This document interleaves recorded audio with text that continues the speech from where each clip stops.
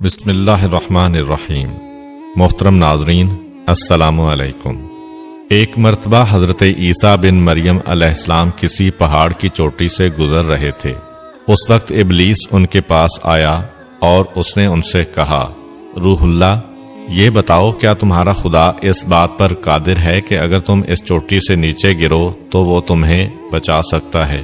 حضرت عیسیٰ علیہ السلام نے کہا، جی ہاں، میرے رب کو یہ قدرت حاصل ہے۔ ابلیس نے کہا، یہ بات حق ہے اور آپ اپنے اس دعویٰ میں سچے ہیں تو آپ اپنے آپ کو اس پہاڑ کی چوٹی سے گرا دیں، میں دیکھتا ہوں کہ آپ کا رب آپ کو مرنے سے کیسے بچاتا ہے۔ حضرت عیسیٰ علیہ السلام نے محسوس کیا کہ شیطان لعین انہیں ناجائز وسوسہ میں مبتلا کرنا چاہتا ہے۔ انہوں نے اس سے کہا، لعین، کیا تو چاہتا ہے کہ میں اپنے رب کی آزمائش کروں؟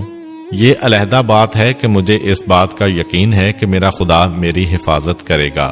اللہ کا ہر فرمان برحق ہے اور ہمیں اس میں شک کرنے کی کوئی گنجائش نہیں ہے، لیکن میں خدا کی آزمائش نہیں کرتا۔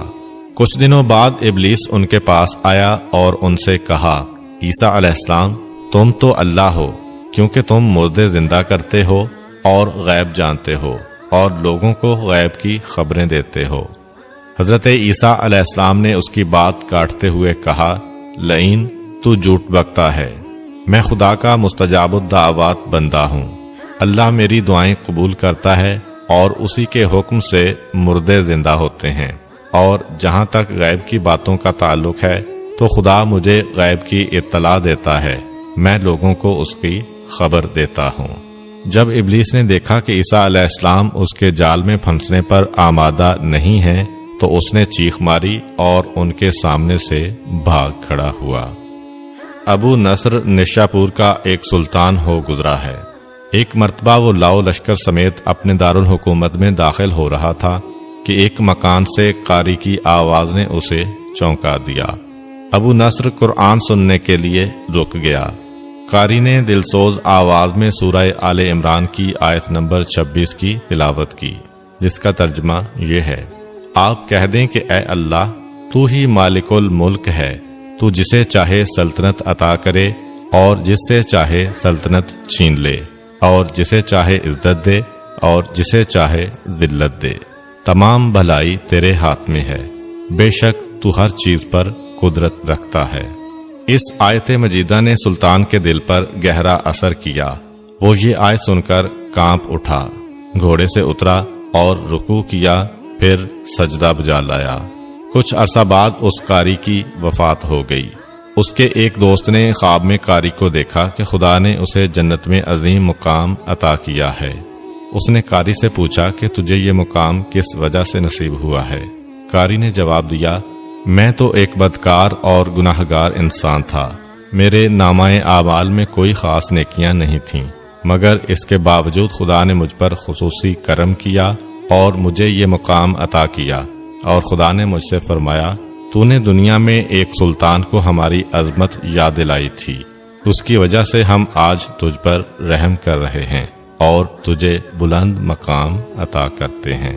جی ہاں، اللہ تعالیٰ کا فرمان ہے، فاذکرونی اذکرکم، تم مجھے یاد کرو، میں تمہیں یاد کروں گا۔ پرانے زمانہ میں انطاکیہ ایک بہت بڑا شہر تھا۔ یہ شہر ایشیائے کوچک میں واقع تھا۔ اس شہر کی لمبائی 12 میل تھی اور اس میں انسانوں کی ایک بھاری تعداد قیام پذیر تھی۔ انطاکیہ شہر کے لوگ گمراہ اور ظالم تھے۔ وہ ستاروں اور بتوں کی پوجا کرتے تھے۔ اللہ تعالیٰ نے ان کی رشد و ہدایت کے لیے ان کے پاس 2 نبی بھیجے۔ اہل شہر نے ان کی تکذیب کی تو ان کی تقویت کے لیے تیسرے رسول کو وہاں بھیجا گیا۔ چنانچہ تینوں انبیاء نے لوگوں کو خدا کے راستہ کی دعوت دی اور شہر کے گوشہ گوشہ میں انہوں نے تبلیغ دین کی، لوگوں کو توحید کی دعوت دی، معاد اور یوم قیامت سے آگاہ کیا اور انہیں عذاب خداوندی سے خبردار کیا۔ اہل شہر بڑے بدبخت تھے۔ 3 انبیاء کی مشترکہ تبلیغی کوششوں کا ان پر کوئی خاص اثر نہ ہوا اور پورے شہر میں صرف 40 افراد نے ہی دعوت حق کو قبول کیا۔ شہر کے دوسرے لوگوں نے تینوں انبیاء اور ان کے پیروکاروں کو پکڑ کر انہیں سخت اذیتیں دیں اور ظلم کی انتہا یہ کی گئی کہ ان مظلوموں کی گردن میں سوراخ کر کے اس میں رسیاں ڈالی گئیں اور شہر کے ظالم لوگ رقص بسمل سے لطف اندوز ہوئے۔ اس شہر میں ایک مرد مومن رہتا تھا جس کا نام حبیب النجار تھا۔ وہ ان انبیاء پر ایمان لایا تھا، لیکن وہ اپنے ایمان کو مخفی رکھتا تھا۔ وہ شہر میں بڑھئی کا کام کرتا تھا۔ اسے جو مزدوری ملتی تھی وہ اس کو 2 حصوں میں تقسیم کرتا تھا۔ ایک حصہ اپنے اہل خانہ کو کھلاتا تھا اور دوسرا حصہ غرباء و مساکین میں تقسیم کرتا تھا۔ جب حبیب النجار کو اس ظلم کا پتہ چلا تو انہوں نے اپنی قوم کو تبلیغ کرتے ہوئے کہا، اے میری قوم، ان رسولوں کی پیروی کرو، ان کی اتباع کرو جو تم سے کوئی اجر نہیں مانگتے اور وہ راہ راست پر ہیں، اور میں کیوں نہ اس ذات کی بندگی کروں جس نے مجھے پیدا کیا ہے اور جس کی طرف تم سب کو پلٹ کر جانا ہے۔ کیا میں اس ذات کے علاوہ کسی کو معبود بناؤں؟ جبکہ اگر خدائے رحمان مجھے ضرر پہنچانے کا ارادہ کر لے تو ان کی شفاعت مجھے کوئی فائدہ نہیں دے سکتی اور نہ وہ مجھے چھڑا سکتے ہیں۔ تب تو میں صریح گمراہی میں مبتلا ہو جاؤں گا۔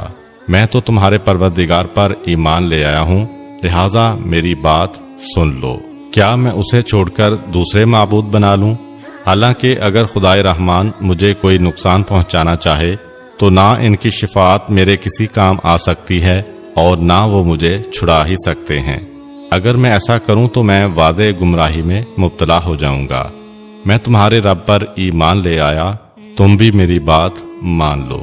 لیکن ظالم لوگوں نے ان کی بات پر کان نہ دھرے اور ان کی نصیحت سن کر خواب غفلت سے بیدار نہ ہوئے، بلکہ ظالم درندے یکدم اس پر ٹوٹ پڑے اور بیچارے کو اتنا مارا کہ اس کی آنتیں باہر نکل آئیں۔